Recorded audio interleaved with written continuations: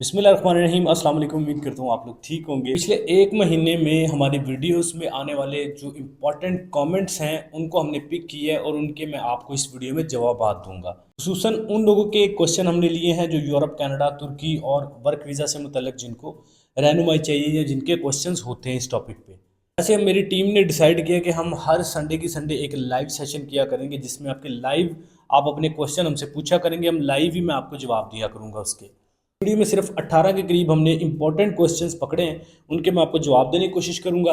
और फिर हर संडे के संडे एक लाइव सेशन किया करेंगे जिसमें आप अपने लाइव सवालात पूछा करेंगे, मैं लाइव ही आपको गाइड कर दिया करूंगा। इसी यूट्यूब चैनल पे हम लाइव आया करेंगे हर संडे की संडे, ठीक है। आने वाले अगले वीडियो में मैं आपको टाइम भी बता दूंगा कि संडे वाले दिन किस टाइम पर मैं लाइव बैठा करूँगा ताकि आप ईजिली अपना टाइम मैनेज करके क्वेश्चन कर सकें। वैसे तो यार बेशुमार कमेंट्स हैं, टू बी वेरी ऑनेस्ट। मेरे सामने जब आते हैं ना कमेंट्स के, सर इनमें से पिक कर रहे हैं, तो जब मैं कमेंट्स पढ़ता हूँ तो तकरीबन 80% कमेंट्स जो है ना आपकी सपोर्ट, आपका प्यार, आपकी मोहब्बत इसी से रिलेटेड होते हैं। तो हज़ारों की तादाद में वो कमेंट्स है, तो हर किसी का तो शुक्रिया अदा अलग से मैं कर नहीं सकता, तो मैं कंबाइंडली सबको कह देता हूँ आपका बहुत शुक्रिया, आप इतना सपोर्ट करते हैं और इतना प्यार दिखाते हैं। पहला क्वेश्चन लवर्स 7318 की तरफ से ये आया है जी, कतर से यूरोप का वीज़ा अप्लाई करना है तो बैंक स्टेटमेंट कैसी होनी चाहिए। देखें, आप कतर में बैठे हैं, दुबई, किसी भी पाकिस्तान से किसी भी कंट्री में बैठे हुए हैं, चाहे वो गल्फ़ कंट्री, कोई अरबिक कंट्री है, कोई यूरोपियन कंट्री है, कोई मलेशिया में बैठे हैं, थाईलैंड में बैठे, किधर भी बैठे हुए हैं, पाकिस्तान से बाहर आप वर्क वीज़ा के ऊपर मौजूद हैं लीगली, तो वहाँ पे आपने बैंक अकाउंट ओपन करवाया होगा जिसमें आपकी सैलरी आती होगी। अगर आपकी सैलरी आप कहते हैं मुझे बाय कैश मिलती है, तो आपने उधर फिर भी अकाउंट ओपन करवा लेना है। आपके पास लीगल वर्क वीज़ा है तो आप लीगली अपना अकाउंट उस कंट्री में ओपन करवा सकते हैं, ये आपका राइट होता है। जो आपकी सैलरी है वो कैश मिलती है तो कैश पकड़ के अपने अकाउंट में डिपॉजिट कर लें। अगर नहीं तो अपने जो एम्प्लॉयर है उसको कहें कि आपकी सीधी सैलरी आपके अकाउंट में डिपॉजिट करें। जब वो डिपॉजिट करेंगे तो आपकी स्टेटमेंट बनेगी, बाद में से उससे कुछ ना कुछ खर्चे निकालते रहें और उस स्टेटमेंट में उस स्टेटमेंट को मेंटेन करते रहें। 3 से 6 महीने बाद जब उसके अंदर क्लोजिंग बैलेंस हो जाए पाकिस्तानी कोई 12-15 लाख रुपए के करीब, तो आप वीज़ा अप्लाई कर सकते हैं, किसी भी कंट्री का अप्लाई करें। और आप कतर में बैठे हैं, मैंने बता दिया आपको, कतर से अप्लाई करना चाह रहे हैं, दुबई से, सऊदी अरेबिया से, थाईलैंड, मलेशिया, किसी भी कंट्री से, यही तरीकाकार है। लेकिन इसमें एक बात का ख्याल रखना है कि सिर्फ आपकी सैलरी आपके अकाउंट में आनी चाहिए। इसके अलावा कोई, जैसे हम कैजुअली मतलब सैलरी परसेंट स्टेटमेंट बनाते हैं, वैसे वही कानून आपके ऊपर भी लागू होते हैं। बाय द वे, स्टेटमेंट कैसे बनानी है इसके ऊपर मैं एक डिटेल्ड वीडियो, स्पेसिफिक वीडियो बना चुका हूँ। डिस्क्रिप्शन में उस वीडियो का लिंक मिल जाएगा, उस वीडियो को देख लें। आप वेले हैं, जॉब करते हैं, बिजनेस करते हैं, कोई भी आप एक्टिविटी करते हैं, स्टेटमेंट बनाना चाह रहे हैं, पैसे आपके पास पड़े हुए हैं, तो आपने किस तरह मेंटेन करना है उस वीडियो में मैंने बताया। उस वीडियो को देख लें, स्टेटमेंट को लेके आपकी परेशानी खत्म हो जाएगी। तो आपका क्वेश्चन भी यही था कि कतर से मैं यूरोप अप्लाई कैसे कर सकता हूँ, यूरोपियन वीज़ा। दूसरा सवाल हमारे पास आ जाता है वेट 604 का। ये कहते हैं जी एक वीडियो बना दें, देखें इनकी सर्विसेज है क्या है, मतलब क्या उनकी असलियत है क्या नहीं है, इसके ऊपर वैसे एक डिटेल्ड वीडियो बन सकती है, लेकिन मैं इसके ऊपर ज़्यादा बातचीत नहीं करूँगा। उसकी वजह पता क्या है, क्योंकि आजकल लोगों को समझाने जाए ना तो वो उल्टा आपको, आपके लिए ना एक कंट्रोवर्सी क्रिएट करते हैं। जैसे रिसेंटली एक यूट्यूबर था, मुझे उसका नाम अब भूल गया, मुझे खैर नाम अब भूल गया, जेन से निकल गया, अगर याद आ गया तो यहाँ पे लगा देंगे। अच्छा, उसको मैंने समझाने की कोशिश की कि यार आप गलत इस तरह मतलब फेक ऑफर लेटर्स, ये सारी चीज़ें फेक, एक ड्रामा करते हैं। अभी तो खैर काफ़ी अक्सर आती रहती हैं, नाम मुझे जेन से निकल गया, लेकिन उनकी वीडियोज़ अक्सर ना आमने सामने आती रहती हैं, शक्ल से मैं जानता हूँ उनको। तो अभी वो काफ़ी हद तक उनके अंदर बेहतरी आई और बड़ा बड़ा जो है ना, क्योंकि स्टार्ट था तब उनका, तो वो इधर उधर निकल जाते थे, लेकिन अभी काफ़ी इंप्रूवमेंट आई और अच्छा काम कर रहे हैं। लेकिन अभी भी स्टिल उनके अंदर कुछ चीज़ें ऐसी हैं जो वो जो है ना उससे निकल जाते हैं, अपने ट्रैक से हट जाते हैं। इसी तरह आप जब किसी को समझाने जाते हैं तो वो उल्टा आपके ऊपर कंट्रोवर्सी क्रिएट हो जाती है। तो मैं बात करना चाहूँगा, देखिए कंसल्टेंट की ना कुछ दोस्तों ने वीडियोस मुझे रिकमेंड की। एक वीडियो में किसी में वो कह रहे थे कि जी स्टेटमेंट की ज़रूरत ही नहीं है, कनाडा का वीज़ा अप्लाई करें, स्टेटमेंट की ज़रूरत ही नहीं है, और बार बार के लोगों को रिजेक्शन लेके दी। दूसरे नंबर पे सर्विस जो फ़ीस है ना टूरिस्ट या विजिटर वीज़ा की, जो लोग मेरे तक आए उनसे रिफ्यूज़ल लेके मैं उनकी बात उनके मुताबिक, मुझे नहीं पता एग्जैक्टली वो क्या चार्ज कर रहे हैं, लेकिन जो लोगों ने बताया 3.5 लाख रुपया उन्होंने बताया जी चार्ज करते हैं, वो 1.5-2 लाख रुपया पहले लेते हैं, बाकी सबमिशन होने के बाद लेते हैं, तो टोटल 3.5 लाख रुपया वो लेते हैं। और उन्होंने मुझे फ़ाइल दी, जब तो फ़ाइल मैंने देखी तो वो कैजुअल फ़ाइल थी, जो एक 60-70 हज़ार रुपया लेने वाला कंसल्टेंट आपको बना के दे देता है। तो अभी तो पता नहीं वो डिस्पेंसरीज होती हैं कि नहीं, लेकिन पहले वक्त में पता क्या होता था, एक डिस्पेंसरी होती थी, उसमें एक डॉक्टर बैठता था जो 30-40 रुपये एक पर्ची के लेता था, और 30-40 रुपये में आपको दवाई मिल जाती थी। लोग और बड़े प्रोफेशनल डॉक्टर वहाँ पे बैठा करते थे, जो गवर्नमेंट हॉस्पिटल्स में भी उनके अच्छे ओहदे हुआ करते थे, अच्छे ग्रेड भी हुआ करते थे। लेकिन एक प्राइवेट क्लिनिक में एक नया नया डॉक्टर बैठता था, वो 2,000 रुपये लेता था। लोगों को ये लगता था कि 30 रुपये वाले पर्ची है तो 30 रुपये ले रहा है, इसलिए उससे आराम नहीं आना। जो नया डॉक्टर बना ना, जो 2,000 रुपया चार्ज कर रहा है, बस ये है कि उसको क्लिनिक में बैठा हुआ है, अच्छा क्लिनिक बनाया हुआ है, उससे आराम आना है। अब वो एक साइकी है ना आपके माइंड में कि जो पैसे ज़्यादा ले रहा है वो अच्छा होगा, जो पैसे नहीं ले रहा, जो अल्लाह की रज़ा के लिए आपके साथ जो कॉपरेट कर रहा है, तो वो अच्छा नहीं होगा। ये वही सीन है। आप ना बहुत ज़्यादा लेता है, इस वजह से लोगों को लगता है कि वो शायद बहुत प्रोफेशनल है। प्रोफेशनल भी होगा भाई, मुझे नहीं पता उनका काम करने का क्या तरीका क्या नहीं है। इसके ऊपर मैं ख़ास अपनी राय दे नहीं सकता। कुछ जो मेरे थॉट्स थे वो मैंने हल्के फुल्के आपके साथ शेयर कर दिए हैं, ठीक है। KF Wines 5763, इन्होंने कहा जी एक बंदा 34 लाख रुपया मांग रहा है। 34 लाख रुपये में रोमानिया जैसे कंट्री का वर्क वीज़ा लेना ज़रा भी वर्थ इट नहीं है। उसकी वजह पता क्या है, देखिए, रोमानिया का वर्क वीज़ा आपको 1 साल का मिलना है, 1 साल से ज़्यादा TRC नहीं मिलनी। सैलरी अगर आप देखें तो वहाँ पे 600-700 यूरो से ज़्यादा सैलरी नहीं आपकी लगनी। पाकिस्तानी को 1.5 लाख रुपया लग जाएगी, 2 लाख रुपया लग जाएगी यार, टाइम टूम लगा के। साल में आप कितना कमाएंगे? 24 लाख रुपये है। 2 लाख रुपया भी लगाएं, हालांकि 2 लाख रुपया सारा आपका सेव नहीं होना। उस आप मान के चले 2 लाख रुपया भी आपने सेविंग कर ली, तो साल का कितना आपने कमा लिया? 24 लाख रुपया लगा के कितना गए हैं? 34 लाख रुपये। बाकी मोस्टली तो 90% हमारे लोग रोमेनिया जाते इसलिए कि उन्होंने आगे से वहाँ से फरार होना होता है, तो वैसे भी वर्थ इट नहीं है यार। 34 लाख रुपया लगा के एक ऐसे कंट्री में जाना जहाँ पे सैलरी भी 600-700 यूरो है। चलें वो आप मान के चलते हैं कि जी रोमेनिया से मैंने आगे निकलना है, तो 34 लाख रुपया लगा के भी इलीगल होना है आपने। समझ ही नहीं आती, ये बिल्कुल वर्थ इट नहीं है। हाँ, कोई 8-10-12 लाख रुपए में अगर रोमेनिया का वर्क वीज़ा मिल रहा हो आपको तो ठीक है, इससे ज़्यादा पैसों का लेना मुझे नहीं लगता ये वर्थ इट है। बाकी लेते हैं लोग। अगर तो आपके पास ये 34 लाख रुपया है तो भाई ले लें। अगर आप कहते हैं नहीं, मेरी तो रिकमेंडेशन यही है कि 34 लाख रुपये को प्रॉपर स्टेटमेंट में यूज़ में लेके आके वीज़ा अप्लाई करें आराम से। 34 लाख ये देना, वही 10 लाख रुपये की ट्रैवल हिस्ट्री बना लें और बाकी अपने अकाउंट में रखवा के वीज़ा, आपको आसानी से वीज़ा मिल जाएगा यूरोप का। तो ये बिल्कुल वर्थ इट नहीं है। नेक्स्ट क्वेश्चन है वेरी चिल रिएक्शन 1। ये कहते हैं जी मेरी फ़्लाइट लाहौर से थी, डॉक्यूमेंट्स मुकम्मल थे लेकिन ऑफलोड कर दिया है, दोबारा कब सफ़र कर सकता हूँ? भाईजान, अगर सिर्फ ऑफलोड की मोहर लगी है ना आपकी, सिर्फ ऑफलोड की स्टैंप एक लगी है, तो फिर तो कोई टेंशन नहीं है आपके लिए। आप 7 या 10 दिन के अंदर अंदर 1-1.5 हफ्ते बाद आप दोबारा इजीली ट्रैवल कर सकते हैं। लेकिन अगर कोई परमानेंट जो है ना बैन की स्टैंप लगी है या कोई क्रिमिनल एक्टिविटी की तरफ से की वजह से आपके ऊपर आपको रोका गया है, तो फिर आपके लिए ट्रैवल करना सेफ़ नहीं है। फिर आप ना करें, फिर से पैसे ज़ाया कर लेंगे। अगर आप कहते हैं कैजुअल एक ऑफलोड की स्टैंप लगी है जो नॉर्मली रेड कलर की लग जाती है, ऑफलोड लिखा जाता है, तो फिर आप 7 या 10 दिन के बाद आप दोबारा अप्लाई कर सकते ट्राई कर सकते हैं। लेकिन उसमें भी आपने अब डॉक्यूमेंटेशन जो उन्होंने एलिगेशन लगाया था उसको आपने रिकवर करके जाना है, ताकि दोबारा टिकट ना ज़ाया हो जाए आपकी। अहमददीन कहते हैं जी आप मेरे लिए कौन सा वीज़ा अप्लाई कर सकते हैं, कनाडा या कोई और? आप कोई भी अप्लाई करवा सकते हैं। देखिए, पाकिस्तान से उसकी अपॉइंटमेंट मिल रही हो, उस कंट्री की वीज़ाज भी प्रोसेस हो रहे हों, वो कंट्री फाइलें ले भी रहा हो, वीज़ा इशू भी कर रहा हो, ये 4 चीज़ें जो भी कंट्री पाकिस्तान को राइट नाउ प्रोवाइड कर रहा है, हम उसका वीज़ा आपके लिए अप्लाई करवा सकते हैं। नाम अगर बताना चाहूँ तो Canada, UK, Australia, New Zealand, Europe में Iceland, Denmark, Switzerland, Sweden, Italy, Germany, Spain, France, किसी भी कंट्री का आपने, इवन थाईलैंड, मलेशिया और दीगर, जापान, साउथ कोरिया, अज़रबैजान, जितने भी और कंट्रीज़ हैं, इवन गल्फ़ कंट्रीज़, बहरीन वगैरह, मतलब सभी कंट्रीज़ का यार हम टूरिस्ट वीज़ा, विजिटर वीज़ा आपके लिए अप्लाई करवा सकते हैं। अगर आप विजिटर वीज़ा पे चले जाते हैं तो वहाँ पे सेटलमेंट में भी आपको विदाउट चार्जेस हम आपकी हेल्प कर सकते हैं। ये आपकी प्रोफाइल पे भी डिपेंड करता है कि आपका बिजनेस, आपकी आमदनी, आपकी फैमिली या होम कंट्री के साथ टाइज कैसी हैं। आपकी फाइल की असेसमेंट करके, फाइल पे डिस्कशन करके फिर हम डिसाइड करते हैं कि आपके लिए कौन सा वीज़ा अप्लाई करना चाहिए। क्योंकि हर बंदा हर कंट्री के लिए एलिजिबल नहीं होता, तो हमें फ़ाइल को देख के फिर कंट्री रिकमेंड करना पड़ता है कि आपके लिए ये कंट्री ठीक है, इसको अप्लाई करें। तो अपनी फ़ाइल की असेसमेंट हम बगैर चार्जेस आपकी फ़ाइल की असेसमेंट करते हैं।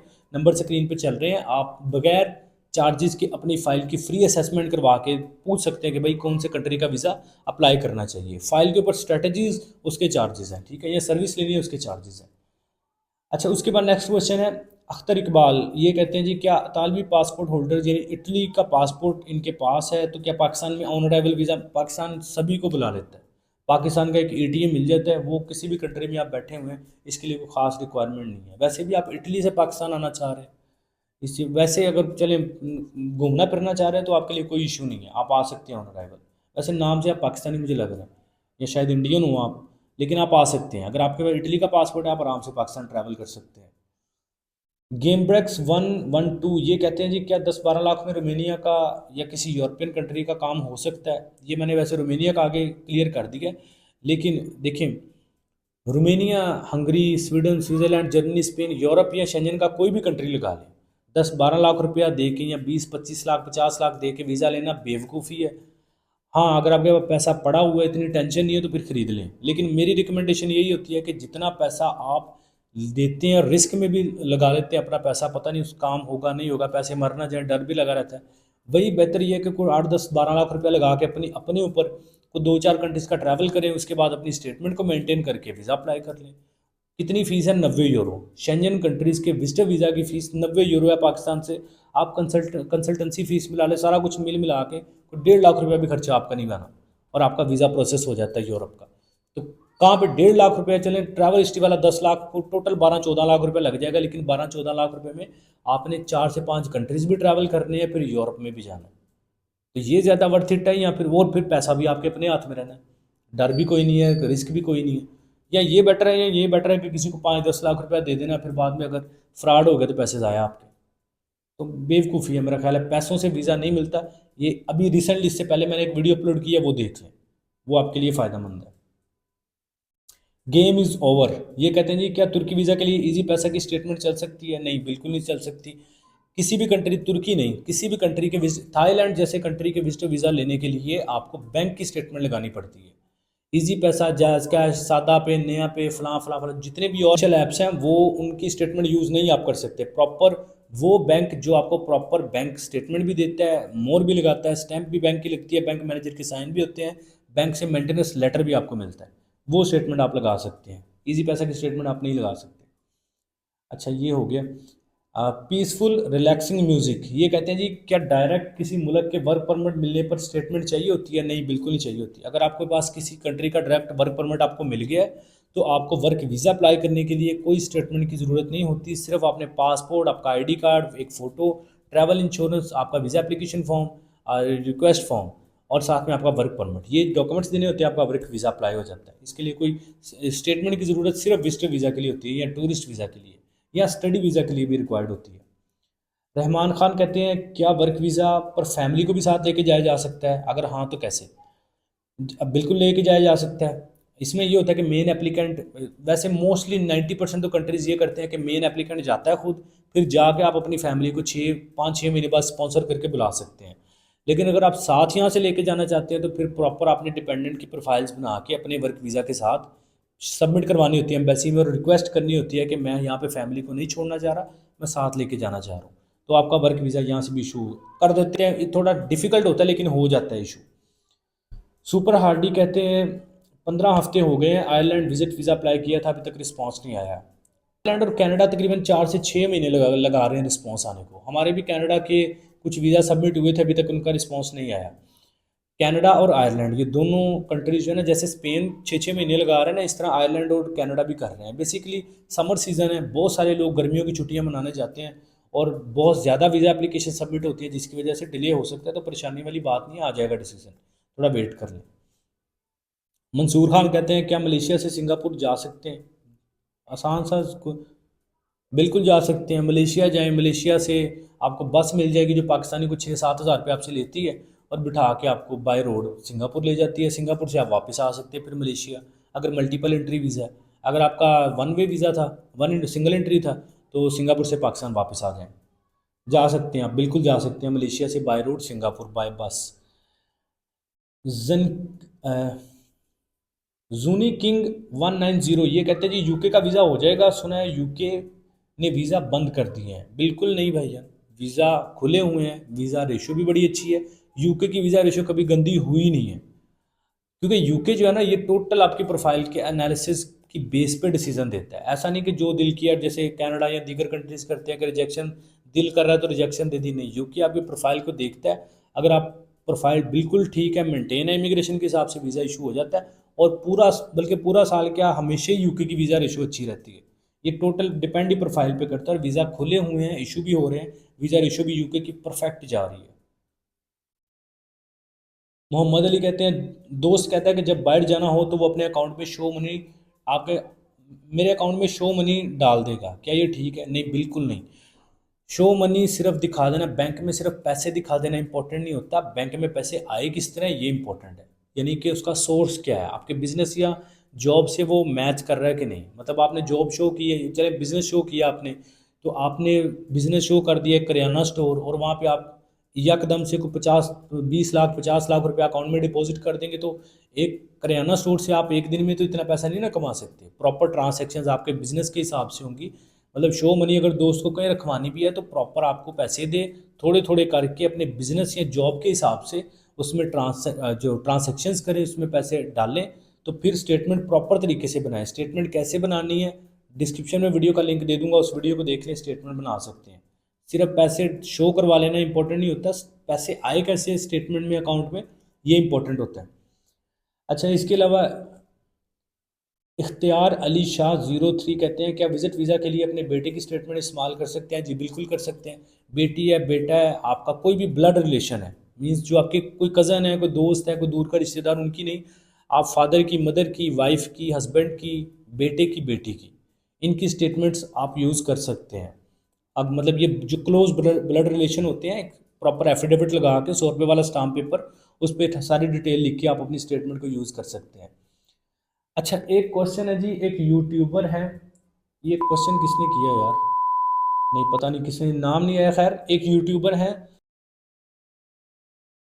50,000 मांग रही है, काम हो या ना हो अल्लाह की मर्जी, कुछ रहनुमाई कर दें।